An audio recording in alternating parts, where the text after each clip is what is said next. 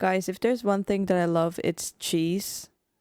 And if there's something that I enjoy watching is this guy right here.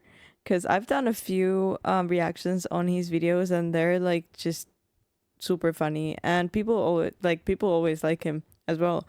And you guys are saying in the comments that he's like the best storyteller, which is absolutely true. His storytelling is incredible. So I saw this video on his channel and I just couldn't pass it by. America's secret underground cheese bunkers. You're telling me America has cheese bunkers and I didn't know of this? Guys, I'm moving to America, I swear. But hey, let's see what this video is about. This has almost nothing to do with the US military, but it's so ridiculous I can't not talk about it. Today we're talking about America's strategic cheese reserve. Yeah, if you didn't know, the United States currently has over 500 underground cave warehouses spanning across 35 different states, the largest of which is underneath Springfield, Missouri, where America, as of August 2022, currently hoards 1.5 billion pounds of cheese. And just for the record, I realize I'm uploading this video very close. Why are they hoarding cheese though? Honestly, I respect that. I highly respect that because I love cheese, but why? Close to April Fool's Day. This is not an April Fool's joke. I am 100% serious. El Dorado is real and Uncle Sam made it out of cheese. Look, El Dorado, the city of gold. And I know what you're thinking. Right now you're like, wow, that's a cool little factoid. I can't wait to share that with my buddy at the bar one day. But no, this is gonna infect your thoughts for the rest of your life. You're never gonna see the world through the same lens ever again. I mean, for example, let's just say you're at home watching The Walking Dead. You're gonna come to the realization there'd be way more fucking cheese in the apocalypse than that, okay? You're never gonna be able to watch Mad Max again without thinking about cheese. You have to come to the terrifying realization that you live in a world where there is a greater than 0% chance that one of these underground cheese caves gets mistaken for a government facility and gets nuked in World War III, and we're gonna have to deal with a radioactive tsunami wave of nacho cheese. And this is real life. So I asked I mean, that sounds better than just a radioactive wave, but still, save the cheese, man. myself one question. How on earth did America get to this point? Because I know it didn't happen overnight. And what I found was the craziest real-world example of a butterfly effect that I have ever seen. And believe it or not, it all actually ties back in with last week's video of the ice cream ships of World War II. If you missed that, the super abbreviated version, basically the US government banned alcohol during Prohibition in the 1920s. Because of that, all the bars in America turned themselves into ice cream parlors to stay in business. Ice cream stepped up to fill the social void left by alcohol. If so facto, there was like 2 generations of Americans that treated ice cream like it was alcohol, socially speaking. As I'm sure you I love ice cream too. That's what that's what we're watching next. Yeah. can imagine, this would drive up dairy consumption. Combine that with the fact that the 30s and 40s is when refrigeration would become readily accessible, meant that for the first time in human history there was such a demand for dairy products that farmers could exclusively become dairy farmers, meaning that this would be the birth of the entire dairy industry. And honestly, it worked out great. Right up until it didn't in 1949. 1949, 4 years after World War II, the American military is downsized, there's not an entire horde of young men eating 10,000 calories a day, and America's not exporting anywhere near as much food to other countries for war relief, meant that there was a decrease in dairy consumption, or a dip in the dairy market. As this became a bigger and bigger problem, the government had to step in because they weren't about to let the entire dairy industry implode, because I mean, let's face it, that would be utter catastrophe. So the USDA stepped in and said, hey, you know what, we're gonna buy all the excess milk. Okay, pause. Thought experiment. You're a dairy farmer. You make all of your money by selling milk. And then suddenly, a couple years back, motherfuckers quit drinking milk, aka you made less money. Now the government has come out of left field and said, hey, we're gonna buy all of the milk.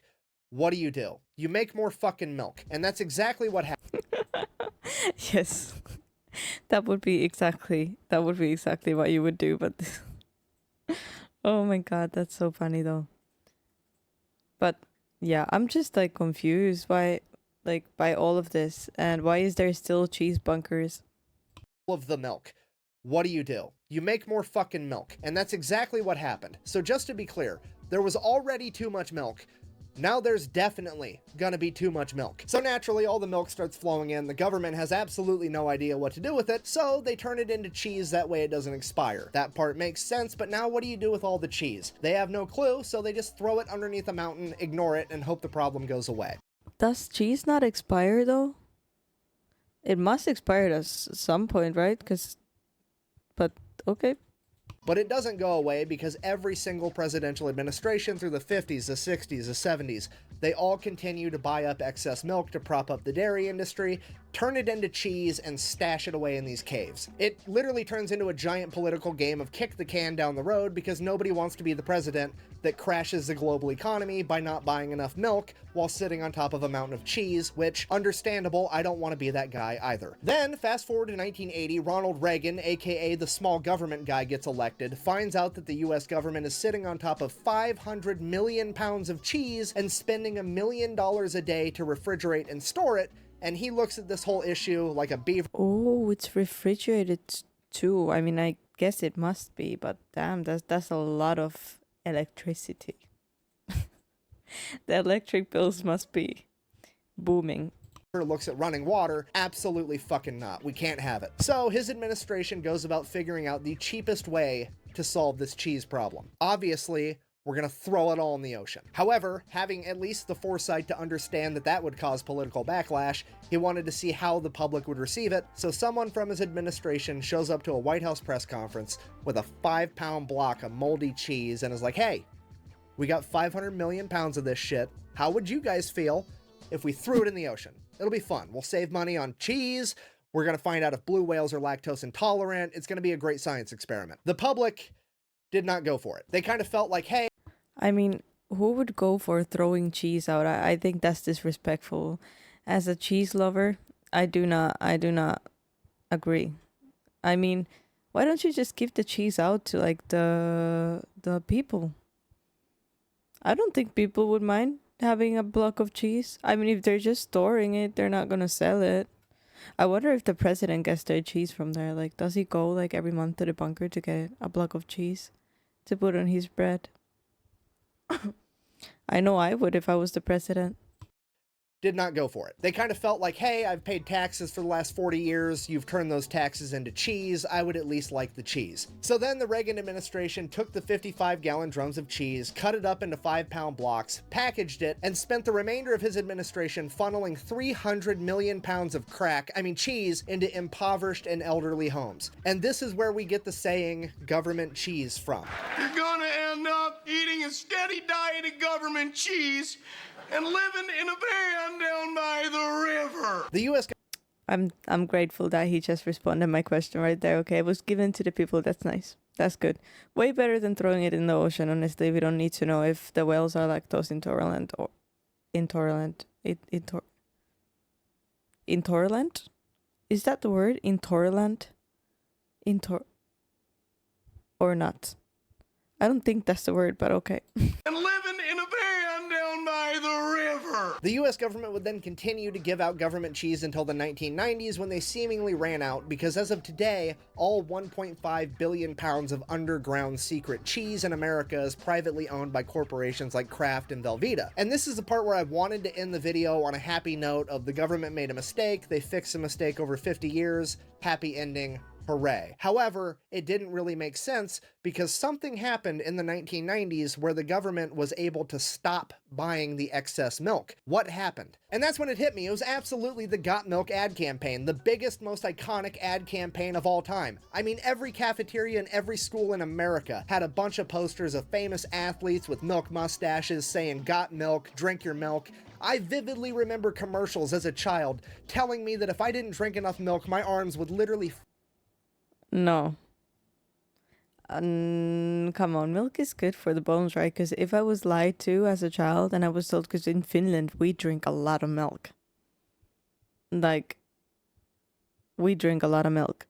If this was all just like a scam to advertise milk, I'm gonna be so disappointed. fall off my body. Well, Mr. Miller told me he never drinks milk. Look at him.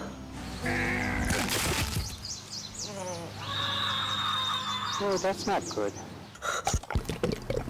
Got milk. Surely this is what No way, that's an actual ad. That's so cool. Inspired an entire generation of Americans to eat and drink more dairy products, right? I mean, yeah, probably, but looking back on it now as an adult, doesn't it seem just a little bit weird that it wasn't a particular company putting on all these ads? Like, if there wasn't one company profiting from selling all this milk, where was all the money coming from? I mean, it almost seems like the government launched a giant psychological operation, ad campaign, just so that they could offload milk so they wouldn't have to keep contributing to their mountain of cheese. Well, I'm going to take this off now because that's legit exactly what happened. In 1995, the U.S. government created a nonprofit organization known as Dairy Management Incorporated, and their entire job was to get the American people to eat and drink more dairy products. Literally a cabal of individuals plotting behind the scenes to get people to eat more cheese. It's the cheesiest conspiracy of all time. And I'm not even kidding. Anything that has ever been sold or marketed that involved way too much cheese on it, this company is behind. Okay, they're the reason that Taco Bell started selling steak quesadillas. They were behind the Got Milk ad campaign. In 2002, when Pizza Hut had the Summer of Cheese event where they put way too much cheese on all their pizzas, this is who was behind it. In 2010, when Domino's almost went out of business, they gave Domino's $12 million to stay in business and then gave them a bunch of cheese so that they could put extra cheese on all of their pizzas. Are you kidding? Is this real? Why did I not know? I ate Domino's yesterday, by the way. And that was their entire proposition for staying in business. Hey, our pizzas have more cheese on them now, so they're good. It is absolutely insane. So I did it. I found the world's cheesiest conspiracy, but then I found leaked internal documents from DMI. And they are the funniest fucking thing I have ever read in my entire life. I'm gonna go ahead and read one for you now. It's a letter from Pizza Hut to DMI regarding a meeting they recently had, July 6, 1999. Dear Greta, we wanted to express our thanks once again for a wonderful meeting last week. We appreciate your team taking the time to share some very valuable information and creativity during our brainstorming session. Everyone is very excited about the presentation you gave regarding DMI's available resources and cheese industry insights. We look forward to working together to develop many cheese ideas we've discussed. We believe this is going to be a valuable partnership for both Pizza Hut and DMI. Let's sell more pizza and more cheese! Exclamation point. Thank you again. No way, these are real messages between them. That is crazy. That's so like Lord of the Cheese and Lady of the Cheese? Is there a Lord of the Cheese and Lady of the Cheese? What is it? What am I looking at right now? This cannot be real. And for coming to Dallas, we look forward to talking to you soon about our partnership opportunities.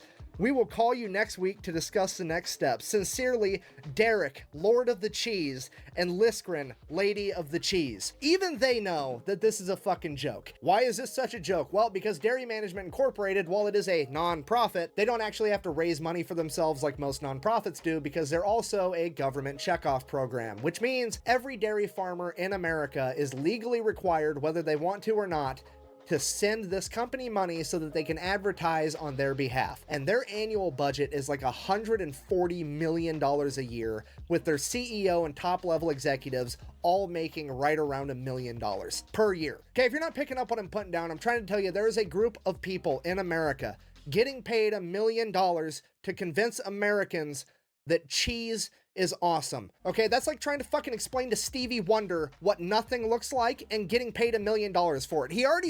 Is this why Americans have spray cheese and we don't? We don't have spray cheese in Europe. I'm still disturbed about the fact that America has spray cheese. I asked a friend to send some to me, so I should be able to try it soon, but I don't know if I'm very excited about it. But I mean, yeah, America has a lot of different types of cheese products, so makes sense. And yeah, you wouldn't have to pay me $1 million to tell you that cheese is amazing, because cheese is amazing.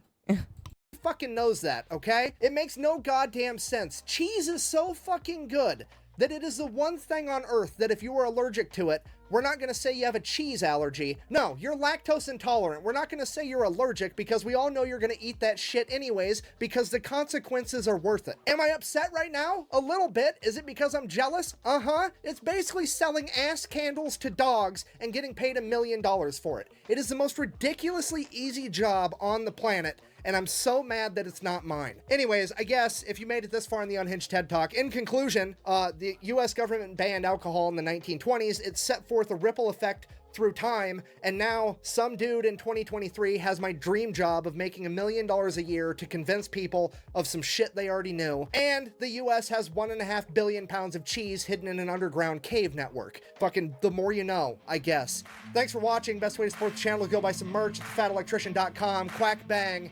Out. I'm gonna go eat some fucking cheese.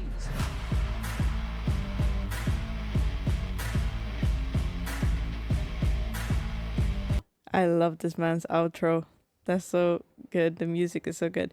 But yeah, okay, I should have done my research before I started this reaction channel, because apparently this was not my dream job. I actually quit my job to do this because that's how much I was feeling this. That's how much I wanted to do a reaction channel. But apparently there's a job out there that's promoting cheese, telling people cheese is awesome. I think that could be my dream job. I mean, apart from this, but still, that's a pretty cool job to have. I wonder how they do it. I mean, you don't need to convince a lot to like tell people cheese is amazing, because it's a fact. But oh well, the more you know. And if they do still have some cheese hidden, you can send some to me, you know. I wouldn't mind. But hey, thank you for joining me for this video. Please like, subscribe, and I'll see you guys in the next one.